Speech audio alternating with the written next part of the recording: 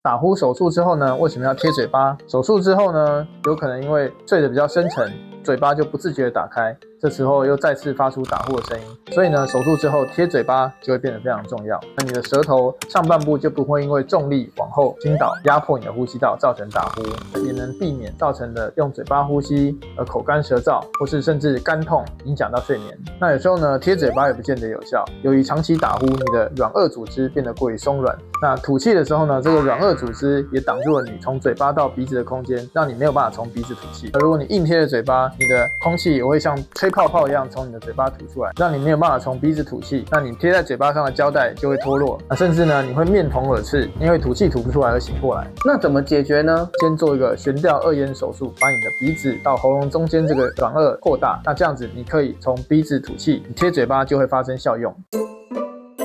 追踪徐医师，一夜好眠不打呼。